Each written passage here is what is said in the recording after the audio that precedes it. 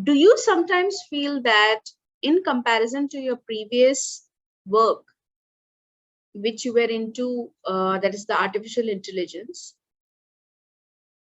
today as a healer, you had to shift so much, or the shift was such that now you find this to be more of you, or seeing Jas as this person more, the real Jas is in this spirituality, than what you were doing all your life as an AI? Do you find that challenging sometimes? Because your past you in the form of AI might be coming into the spiritual field, like logical, reasoning, am I imagining, all those things. So how do you take care of that? Because you are new into this field, and many who are new into the field also might be going through what you are going through or what you have already gone through. So for them, please share your experience as a guidance. Yes. Yeah, that's again, is I can totally, I understand what you're saying. So yeah, so before my, how I was before, like the analogy that comes to my mind was, and this came to me earlier this year, is I was like a hamster running in a wheel, and you are just doing, someone has told you you have to run, and you're just running. You don't know what you're running after. You're running after a supposed goal, which is a construct in your mind.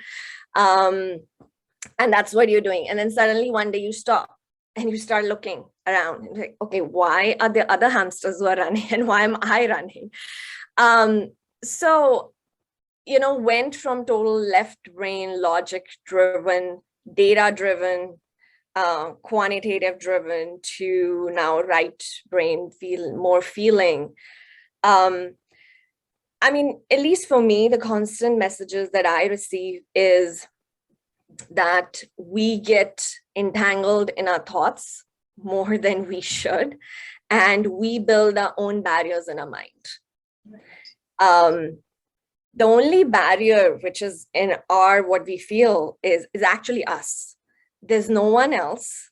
We are responsible for ourselves. And I started moving away from more of my thoughts to more of how I'm feeling, observing, the sensations in my body, because I think the messages, and that's what I've learned myself from my experience, where what I receive is, it comes in my body first, and then my brain translates it. Okay, this is what it means. So I moved away from being led by my brain to now being led by my heart. And just being with the presence of, again, observing really helps, is just taking a step back. Even if there's this thought that crosses my mind, just being curious about it. There's that thought again. Why is that there? Why is this self-doubt there? Why is this fear there? And just being more curious about it, almost like a child. It's like, I think awakening is like you are having a rebirth. So just being curious like a child. Why is that there? And just, saying it, okay, I'll let this pass. And if that comes again, then I go deeper into why am I feeling, or why am I having this thought of, oh, I'm not good enough. And we all have these thoughts. Or I think one of the constant thoughts that was in the beginning, I don't deserve this.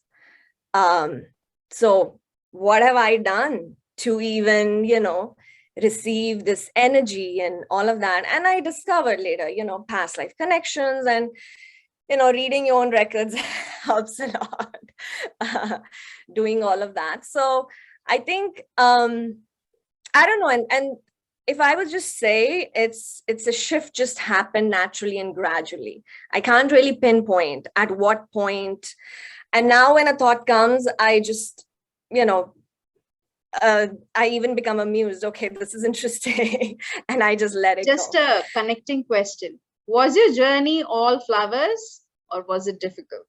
the same Oh, shift? it still is. I'm still trying to understand what is my role as a healer. It's definitely not flowers. Being Yeah. so I decided to shut off my company, letting go of an identity which you have built in your head. Oh, I'm this entrepreneur and I'm going to do this, that. I think letting go and shedding of your identities is also another major part of bringing awareness into yourself and deep within yourself, because we tie ourselves to these identities that we will, and whatever they may be. For me, it was primarily my career. I was really proud of that. and that, again, from a sense of, but I now know, looking back, I would say yes, this is my identity. To a point, I was a workaholic and had a lot of health problems and a lot of other things. So my life had revolved around my career at that point. But letting go of those identities, and for other people it may be different, it may be religion, it may be, again, your roles, whatever it may be. That